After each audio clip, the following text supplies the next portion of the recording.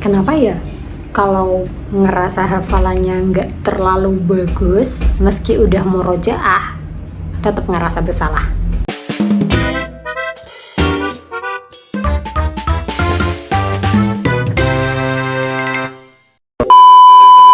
Assalamualaikum, welcome back to podcast Hafidhah Life bersama Dina. Ini cuma aku atau kalian ngerasain hal yang sama?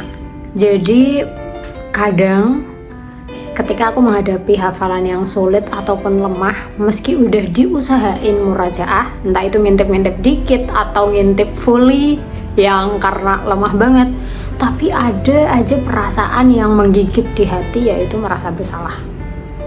Padahal perasaan kita itu udah divalidasi oleh hadis Rasulullah yang berbunyi, sebaik-baiknya manusia adalah orang yang belajar dan juga mengajarkan Al-Quran. Jadi harusnya kita nggak terlalu ngerasa bersalah, nggak sih? Harusnya kita baik-baik aja. Tapi daripada fokus mengendalikan sesuatu hal yang nggak bisa kita kendalikan, lebih baik kita fokus mengusahakan apa yang kita bisa usahakan, yaitu dengan menempatkan waktu atau manajemen waktu yang sesuai untuk kita.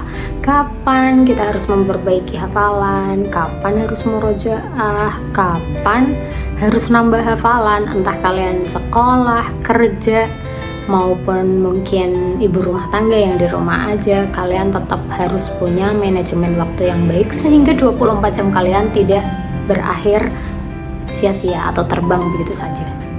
Aku yang masih sibuk kuliah dan juga kerja part time, ini aku ngasih contoh real yang aku aplikasikan dalam kehidupan sehari-hariku. So, aku lebih suka memperbaiki hafalan di pagi hari karena bagi aku udara dingin, kopi, dan hafalan sulit itu tuh perfect match. Jadi tuh kayak siap aja itu menghadapi dunia. Terus kalau agak sore, udah adem lagi, aku lebih suka ngaji kalau adem sih. Aku lebih suka ngaji hal-hal yang mungkin agak berpikir, jus-jus yang agak sulit, itu aku taruh di menikmati sunset. Kemudian menjelang tidur aku bakal ngaji yang paling ringan hingga akhirnya bobo.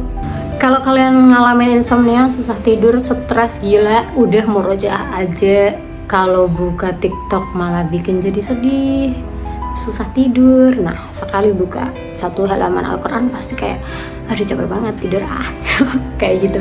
Atau jangan sampai malam-malam kalian buka Shopee, check out, nanti stres lagi karena duitnya habis.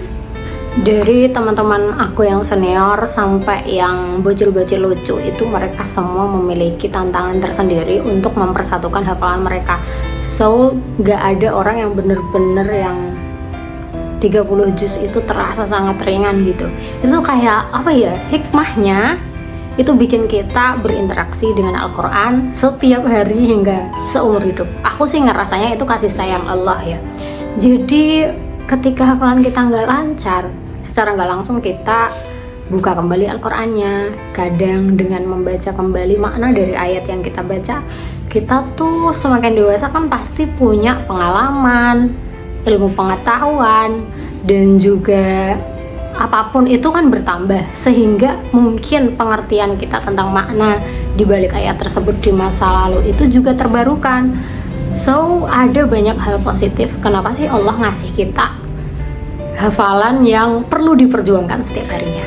Ini lucu banget, nggak tau kenapa tiap kali aku ngerasa nggak baik-baik aja imannya, misal males banget deres, fix itu iman aku lagi lemah.